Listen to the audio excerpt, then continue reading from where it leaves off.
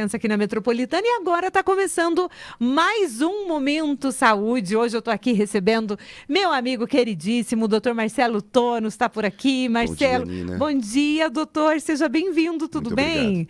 Hoje nós vamos falar de um assunto muito importante, que é a cirurgia bariátrica, essa possibilidade para as pessoas que têm a recomendação, né, doutor? Para quem precisa fazer a cirurgia, vamos falar sobre mitos e verdades, muita gente falando sobre a cirurgia bariátrica, tem muitos efeitos colaterais. Qual é a melhor técnica, né? O doutor Marcelo já deve ter operado todas as técnicas, né? Porque você é Sim. médico bariátrico há muitos anos, né, Sim. doutor Marcelo? Há quanto tempo já? Olha, eu comecei a operar bariátrica em 2016. Aham. Eu estou formado há 27 anos. Entendi. Mas no começo, lá em 2000, Você começou como bariátrico? Não. Não? Eu comecei como cirurgião geral, depois fiz coloprocto. Entendi. E depois eu comecei a me interessar pela cirurgia bariátrica já tarde. Aham. No começo da cirurgia bariátrica, nos anos 2000 mais ou menos, a bariátrica tinha muita complicação.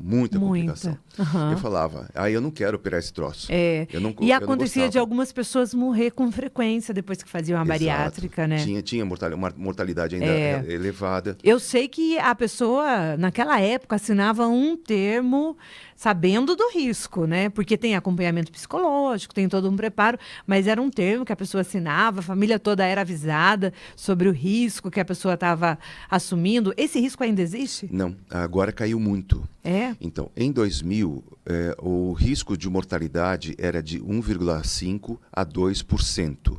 1,5% a 2%. Ou seja, O que é esse por de cento? 100 pacientes, 1,5% a 2% poderiam morrer. Entendi. Então, Mas ainda assim é baixo, não é, doutor? ainda é relativamente De 100, baixo. 1. Hoje, esse risco de mortalidade está em 0,5%. Aham. Que Graças à ótimo. evolução das técnicas. Aham. Naquela época, qual era a técnica? Naquela época praticamente existia o bypass e o show die, e duodenal switch. Entendi. As duas técnicas existiam. Praticamente o que mais se fazia era o bypass. Bypass. E o bypass Que, era inclusive, alguns médicos fazem o bypass até hoje, Sim, né? sim. O bypass era feito, primeiro, era feito na técnica aberta, não era por vídeo. Então, a técnica aberta, é claro que o paciente vai ter uma recuperação mais Complicação lenta. maior também, né? Hoje, Aberta era como uma cesárea? De na abrir o abdômen? abre o abdômen, mas abre o abdômen um pouquinho acima do umbigo, faz uma incisão acima do umbigo até perto do tórax. Entendi. Então, Então parece mais uma cirurgia cardíaca, né? Aham. perto de uma cirurgia cardíaca. Nossa, e aí ficava uma cicatriz e era uma cirurgia enorme. que, claro, que o paciente tinha uma recuperação mais lenta. Aham. Depois vieram as técnicas por videolaparoscopia. Hoje, basicamente, quase sempre a gente faz por videolaparoscopia. Furinhos. Então, furinhos. No dia seguinte, quando a gente vai dar alta para o paciente, a gente pergunta, você tem dor? O paciente, não tenho dor. Então, a recuperação do paciente é mais fácil. Aham. Hoje, no mundo, vou falar a estatística mundial, as técnicas mais utilizadas no mundo são a técnica de sleeve e a técnica de bypass. Entendi. Existem outras técnicas, como SADs, como o duodenal switch, mas essas duas são as mais utilizadas no mundo inteiro. E qual que você utiliza hoje no seu... Eu adoro o sleeve. Por quê, doutor? Porque o sleeve ela é uma técnica considerada mais fisiológica. Ela não mexe no trânsito intestinal, não mexe no intestino. Aham. Ela só corta o estômago, diminui o tamanho do estômago, a gente tira cerca de 80% do estômago. Caramba! Fica um estômago fininho, pequeno, Aham. e o paciente vai comer muito menos e com isso vai emagrecer. O estômago, todo mundo fala que ele é uma bexiga. Ele pode voltar a aumentar, doutor? Então, isso Crescer? também é muito raro. Aham. Ele nunca vai voltar ao tamanho original. Tá. Nunca.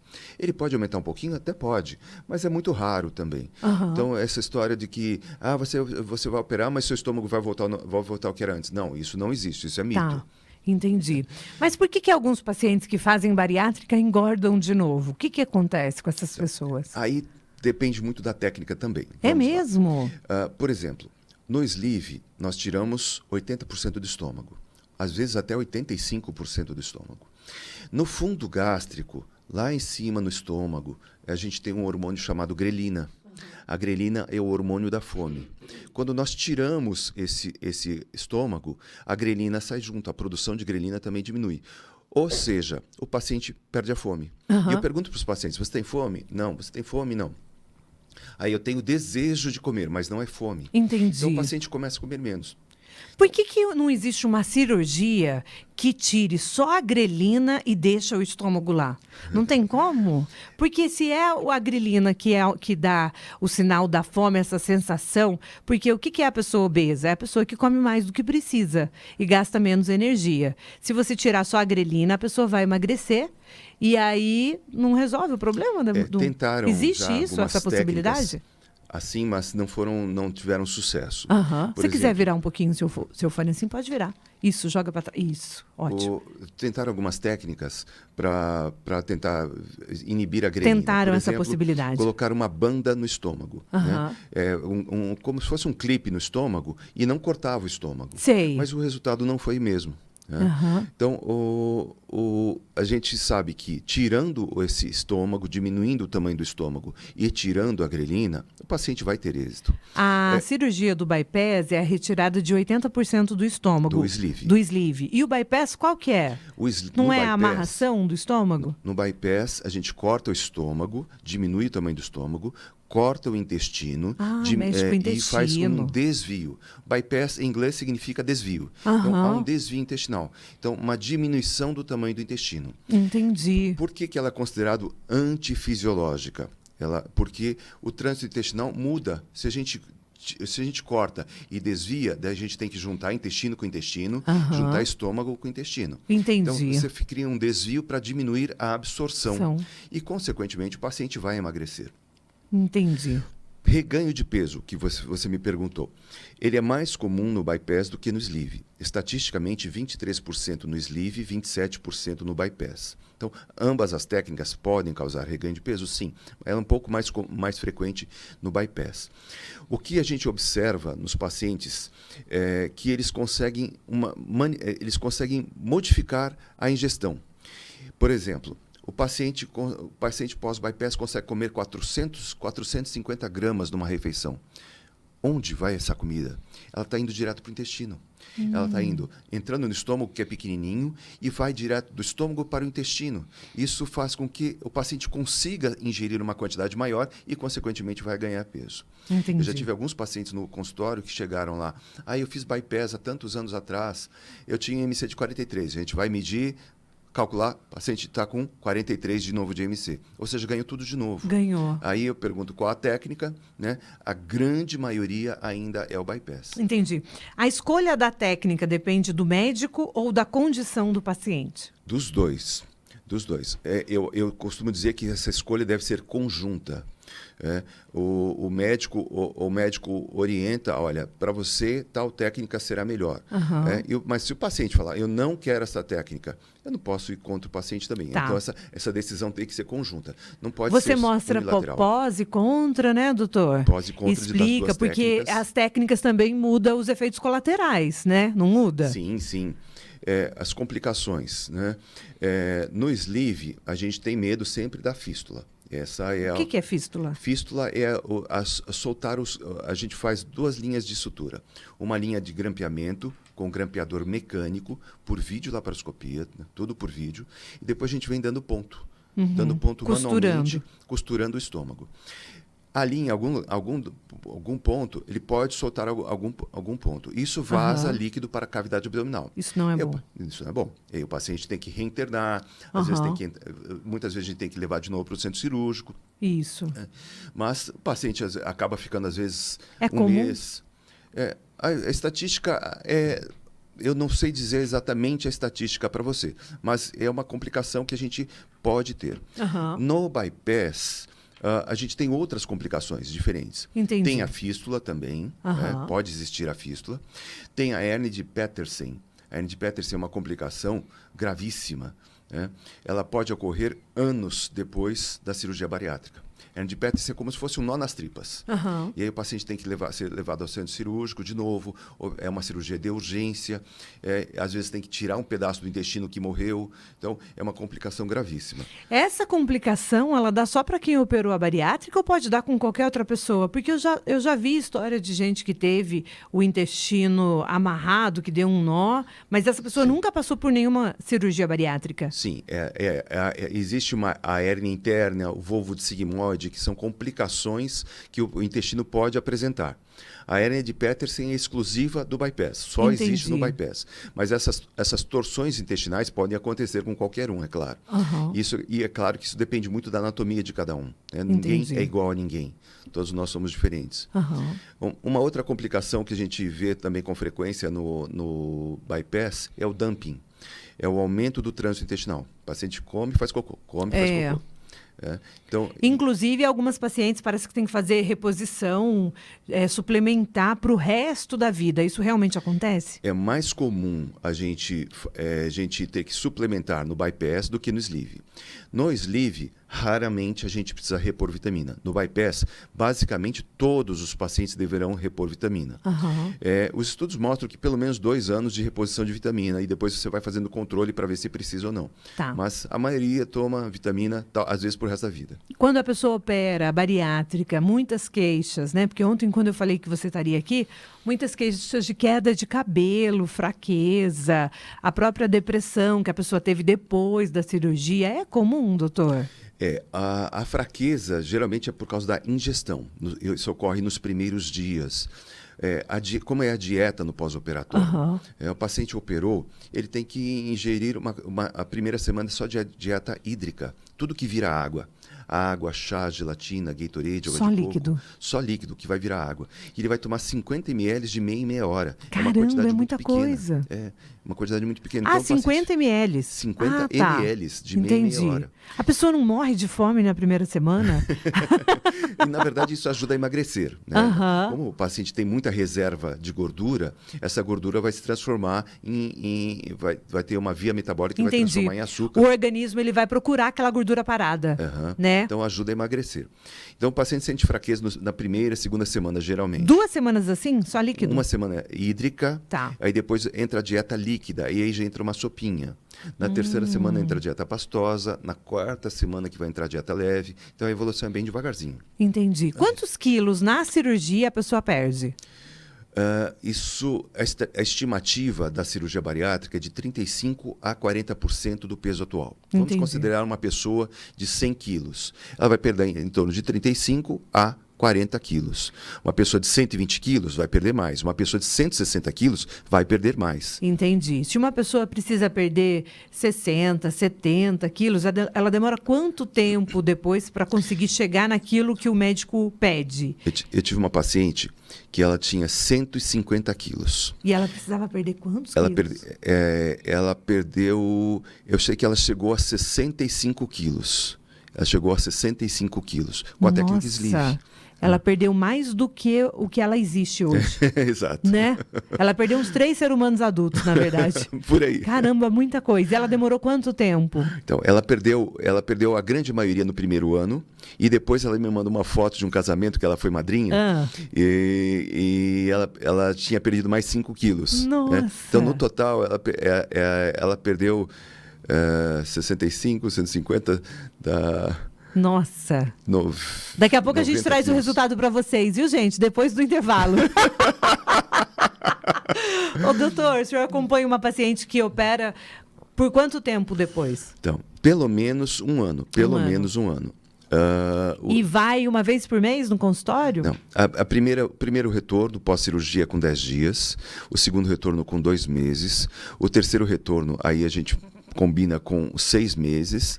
E vai aumentando, vai aumentando. O intervalo. Aí depois a gente combina com mais 6 meses, ou seja, o paciente vai estar com um ano e 2 meses, mais ou menos, de pós-operatório. E vai acompanhando, né? Após um ano de cirurgia, o paciente tem, se o paciente operar pelo convênio, claro, né? A regra da ANS, Agência Nacional de Saúde, é que o paciente tenha direito à abdominoplastia, cirurgia plástica. Que legal. Ele pode fazer abdominoplastia pelo convênio. Depois de quanto tempo? Depois de 1 ano. Entendi. Geralmente, eu sugiro o paciente perder bastante peso, até aí sim ir para a cirurgia plástica. Porque daí o resultado da cirurgia também vai ficar muito melhor, né? Sim.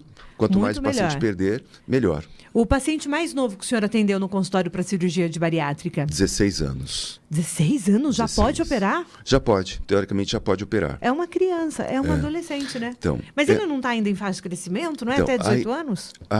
A Sociedade Brasileira de Cirurgia Bariátrica, ela sugere que você possa operar até a partir dos 14 anos. Uhum. Normalmente, eu gosto de operar a partir dos 18, justamente porque pelo que você falou, está em fase de crescimento. Né?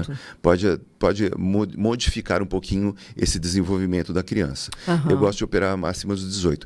Mas a gente também sabe que o adolescente obeso, a chance dele continuar um adulto obeso é muito alta. Com certeza.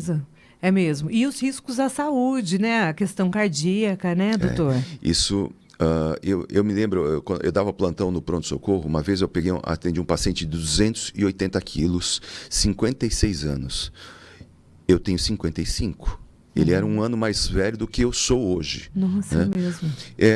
Ele chegou em edema agudo de pulmão. Ou seja, o coração dele não estava funcionando com 56 anos. Caramba. Mas o peso dele, 280 quilos. Muito obeso. Consegui transferir para o regional. Foi para o regional, falei, graças a Deus. Aí, no dia seguinte, eu fui saber do paciente. Quis saber do paciente. Ele tinha falecido. Puxa vida, que triste. O coração não aguentou. O peso não aguentou. Então, as doenças cardíacas aumentam muito com o aumento do peso. Quando eu falo doenças cardíacas, o coração não fica grande, porque ele não consegue, ele tem que bombear muito mais. As doenças coronárias, como obstrução, que vão levar ao infarto, complicam muito mais. E a gente sabe que o paciente obeso também tem um risco maior para câncer. É isso.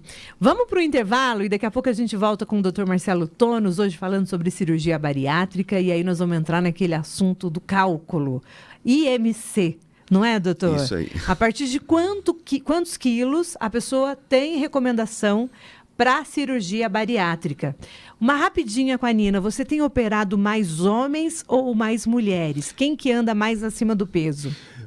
Os dois estão acima do peso, mas a mulher igual? é mais preocupada. A mulher é mais preocupada.